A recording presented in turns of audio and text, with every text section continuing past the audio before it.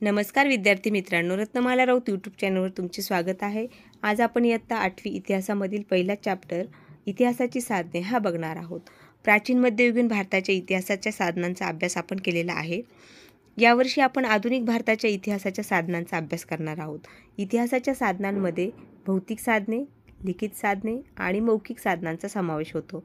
त्याचप्रमाणे आधुनिक तंत्रज्ञानावर आधारित जे साधनं आहेत ते आहेत दृक श्राव्य आणि दृकश्राव्य अशा साधनांचा समावेश होतो। तर दृक म्हणजे आपल्याला बघता येणारी, श्राव्य म्हणजे ऐकता येणारी आणि दृकश्राव्य म्हणजे बघता आणि ऐकता येणारे। उदाहरणार्थ टीव्ही, श्राव्यमध्ये रेडिओ येईल आणि दृकमध्ये विविध प्रकारचे चार्ट वगैरे येऊ शकतात। त्यानंतर बघा भौतिक साधने आपल्याला बघायची आहे। इतिहासाच्या भौतिक साधनांमध्ये विविध वस्तू, वास्तू, नाणी, पुतळे आणि पदके इत्यादी साधनांचा समावेश करता येईल। इमारती व वास्तू आधुनिक भारताच्या इतिहासातील कालखंड हा युरोपीय विशेषतः ब्रिटिश सत्ताधीश आणि संस्थानिकांच्या राज्यकारभाराचा काळ मानला जातो। या काळात विविध इमारती, पूल, रस्ते, पाणपोया, कारंजे यासारख्या वास्तू बांधल्या गेल्या। या इमारतींमध्ये प्रशासकीय कचेऱ्या म्हणजे ऑफिस, अधिकाऱ्यांची तसेच नेत्यांची, क्रांतिकारकांची निवासस्थाने म्हणजे घरं, संस्थानिकांचे राजवाडे, किल्ले, तुरुंग यासारख्या इमारतींचा समावेश होतो। या वास्तूंपैकी अनेक इमारती आज सुस्थितीत पाहावयास मिळतात। काही वास्तू या राष्ट्रीय स्मारके म्हणून घोषित केल्या आहेत, तर काही इमारतींमध्ये संग्रहालय उभारण्यात आलेली आहेत। उदाहरणार्थ अंदमान येथील सेल्युलर जेल येथे संग्रहालय उभारण्यात आलेलं आहे। त्यानंतर या वास्तूंना भेटी दिल्यानंतर आपणास तत्कालीन इतिहास, स्थापत्यशास्त्र, वास्तूच्या स्वरूपावरून त्यावेळची आर्थिक संपन्नता याविषयी माहिती मिळते।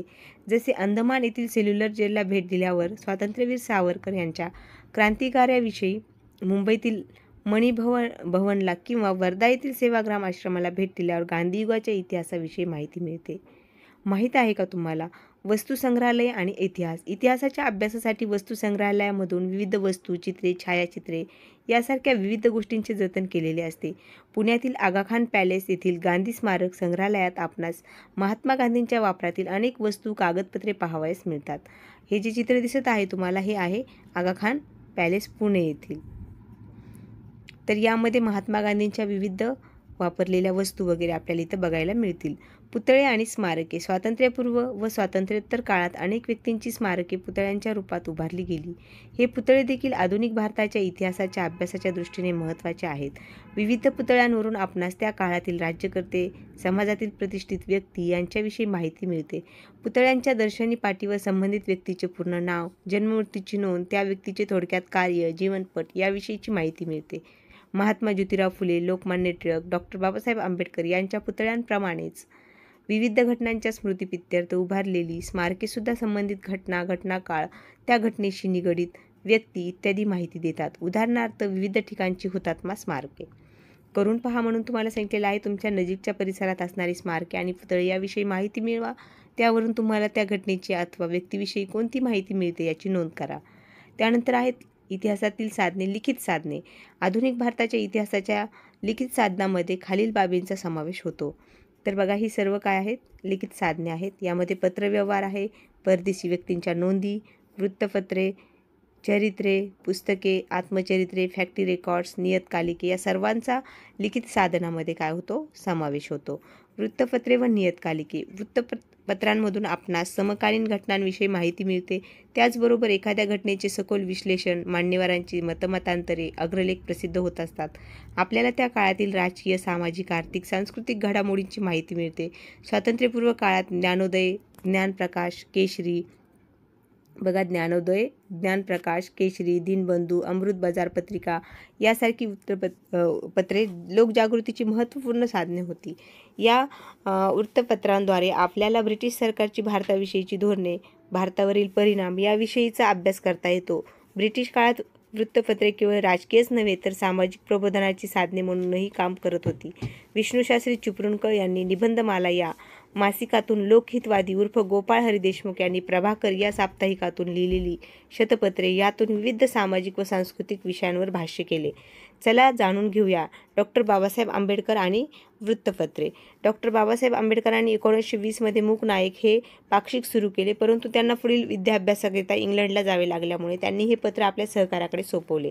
डॉक्टर बाबासाहेब आंबेडकरांनी एप्रिल 1927 बहिष्कृत भारत हे पत्र सुरू केले. सामान्य जनतेचे प्रबोधन व संघटन करण्यासाठी बहिष्कृत भारत या पत्रातून त्यांनी लिखाण केले. शिवाय जनता आणि प्रबुद्ध भारत ही आणखी 2 वृत्तपत्रे त्यांनी चालवली. तर बघा, हे तुम्हाला जे इथे दिसत आहे फोटो, हा बहिष्कृत भारत या न्यूजपेपरचं काय फ्रंट पेजवरचा तुम्हाला लोगो दिसत आहे. इथे नकाशे व आराखडे. नकाशा हे देखील इतिहासाचे महत्त्वाचे साधन मानले जाते. नकाशावरून आपणास शहरांचे व एखाद्या ठिकाणचे बदलणारे स्वरूप अभ्यासता येते. ब्रिटिश काळात स्थापन झालेले सर्वे ऑफ इंडिया या स्वतंत्र विभागाने भारताच्या विविध प्रांताचे शहरांचे शास्त्रशुद्ध पद्धतीने सर्वेक्षण करून नकाशे तयार केलेले आहेत.